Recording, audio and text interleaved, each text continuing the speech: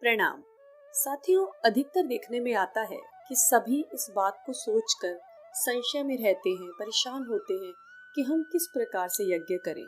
और कभी कभी ऐसी परिस्थितियां होती हैं जब इंसान के लिए, किसी मनुष्य के लिए पूजा पाठ करना या यज्ञ हवन करना उतना संभव नहीं होता।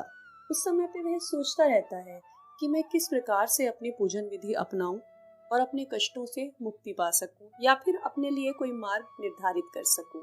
यही जानते हैं और पढ़ते हैं श्रीमद् भगवद गीता का चतुर्थ अध्याय और उसके अंतर्गत श्लोक 23 से लेकर 42 तक का वर्णन।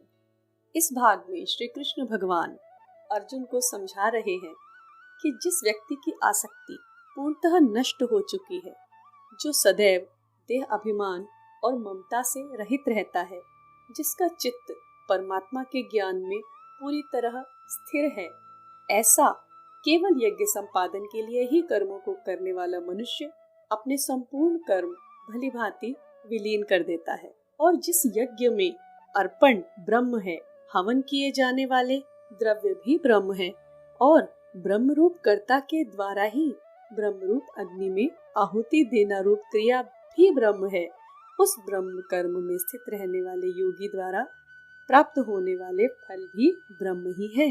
अन्य योगी जन देवताओं के पूजन के लिए यज्ञ का ही भली भांति अनुष्ठान करते हैं और अन्य योगी जन पर ब्रह्म परमात्मा रूप अग्नि में अभेद दर्शन रूप यज्ञ के द्वारा ही आत्मरूप यज्ञ का हवन किया करते हैं। कुछ और योगी जन हैं जो अपनी इंद्रियों के संयम के द्वारा अग्नियों में हवन करते हैं और भी अन्य योगी जन हैं जो समस्त विषयों को इंद्रिय रूप अग्नियों में हवन कर दिया करते हैं। इसी प्रकार और भी योगी जन हैं जो इंद्रियों की संपूर्ण क्रियाओं को और प्राणों की समस्त क्रियाओं को ज्ञान से प्रकाशित आत्म संयम योग रूप अग्नि में हवन किया करते हैं। और अर्जुन, कई मनुष्य द्रव्य संबंधी यज्ञ करने वाले होते हैं, किंतु कितने ही तपस्या रूप यज्ञ करने वाले भी होते हैं। और हाँ, कुछ ऐसे भी हैं जो योग रूप यज्ञ करने वाले हैं और साथ ही साथ कितने ही अहिंसा आदि व्रत का पालन करते हुए स्वाध्याय रूप ज्ञान यज्ञ करने वाले होते हैं। और इससे आगे भी कितने ही योगी जन अपान वायु में प्राण वायु को हवन करते हैं। वैसे ही कुछ अन्य योगी जन प्राण वायु में अपान वायु को हवन करते हैं तथा और कितने ही नियमित आहार करते हुए प्राणायाम करने वाले व्यक्ति प्राण और अपान की गति को रोककर प्राणों को प्राणों में ही हवन कर दिया करते हैं। ये सभी प्रकार के साधक यज्ञों द्वारा पापों का नाश कर देने वाले और यज्ञों को भली भांति जानने वाले होते हैं। हे अर्जुन, यज्ञ से बचे हुए अमृत का अनुभव करने वाले योगी सनातन परब्रह्म परमात्मा को प्राप्त होते हैं और यज्ञ न करने वाले व्यक्ति के लिए तो मनुष्य लोक भी सुखदायक नहीं है, फिर परलोक कैसे सुखदायक हो सकता है। इससे आगे कृष्ण भगवान बताते हैं कि इसी प्रकार और भी बहुत तरह के यज्ञ वेद वाणी में विस्तार से कहे गए हैं। उन सभी को तुम मन, इंद्रिय और शरीर की क्रिया से संपन्न होने वाले ही जान, और इस तत्व को जानकर उनके अनुष्ठान के द्वारा तो कर्म बंधन से सर्वथा के लिए मुक्त हो जाएगा। हे परंतप अर्जुन, द्रव्यमय यज्ञ अर्थात भौतिक पदार्थों के प्रयोग द्वारा किया जाने वाला यज्ञ, उसकी अपेक्षा ज्ञान यज्ञ अधिक श्रेष्ठ है तथा संपूर्ण कर्म ज्ञान में समाप्त हो जाते हैं।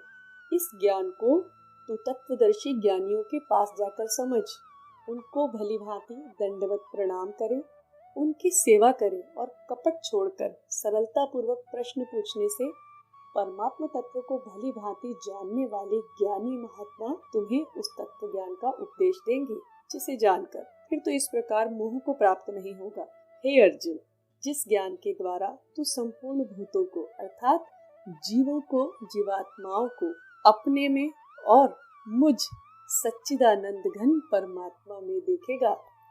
और हाँ, यदि तू अन्य सभी पापियों से भी अधिक पाप करने वाला है तो भी ज्ञान रूप नौका के द्वारा निसंदेह संपूर्ण पाप समुद्र से भली प्रकार तर जाएगा।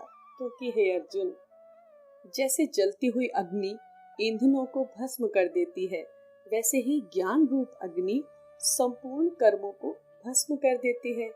इस संसार में ज्ञान के समान पवित्र बना देने वाला कुछ भी नहीं है। इस ज्ञान को कितने ही काल से कर्मयोग के पालन द्वारा शुद्ध अंतःकरण किए हुए व्यक्ति अपने आप के आत्मा में प्राप्त कर लेते हैं। जो जितेंद्रिय हैं, साधन परायण हैं और श्रद्धावान हैं, वह ज्ञान को प्राप्त होते हैं और ज्ञान को प्राप्त होकर वह बिना देर किए, विलंब किए तत्काल ही भगवत प्राप्ति करके परम शांति को प्राप्त हो जाते हैं। विवेकहीन और श्रद्धा से रहित मनुष्य और संशय युक्त मनुष्य परमार्थ से अवश्य ही भ्रष्ट होता है और संशय युक्त मनुष्य के लिए न यह लोक है, न परलोक है और न कहीं भी सुख ही है। हे अर्जुन, जिसने कर्मयोग की विधि से समस्त कर्मों का परमात्मा में अर्पण कर दिया है और जिसने अपने विवेक द्वारा सभी संशयों का नाश कर दिया है, ऐसे स्वयं के वश में किए हुए अंतःकरण वाले व्यक्ति के कर्म उसे बंधन में नहीं बांधते।